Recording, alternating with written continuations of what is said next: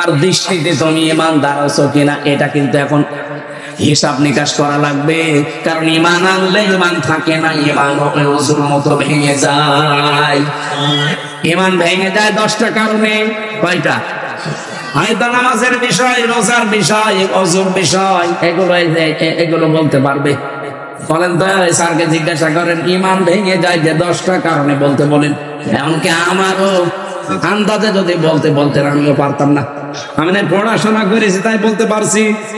এখানে 100 জনের আমার মনে হয় 90 জনই আমরা জানি না যে ইমান কি করে ভেঙে যায়।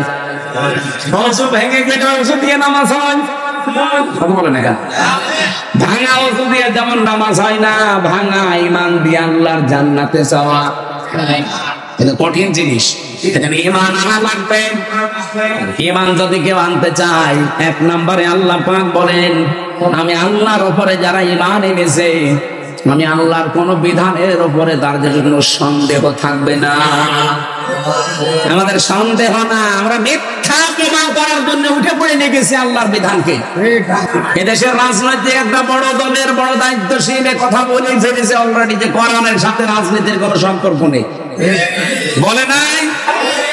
অথচ আমার ছোট মাথার ভেতরে কোরআনের সাথে রাজনীতির সম্পর্ক নেই। মানে কোরআন রাজনীতি করা লাগবে কোরআন দিয়ে, এটা আমি 918 জায়গায় পেয়েছি। আর এত বড় বড় মাথা নিয়ে বসে আছে, ওরা বলে কোরআনের সাথে রাজনীতির কোনো সম্পর্কই নেই। তাহলে আপনার ঈমান আছে?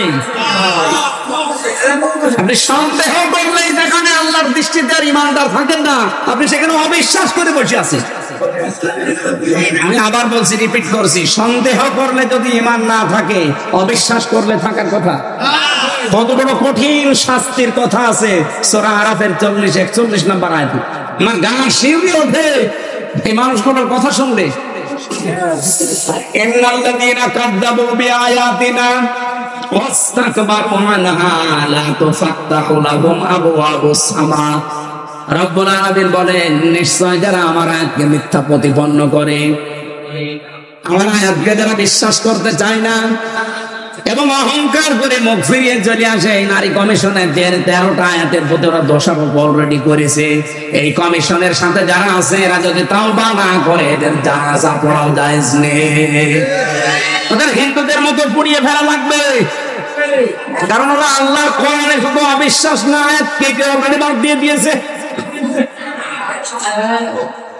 আল্লাহ পাক বলেন, যারা অহংকার করবে, মুখ ফিরিয়ে চলে যাবে, কি করবো তাদেরকে জানো? লা তুফাত্তাহু লাহুম আবওয়াবুস সামা, ওদের জন্য আকাশের একটা দরজা আর খোলা হবে না।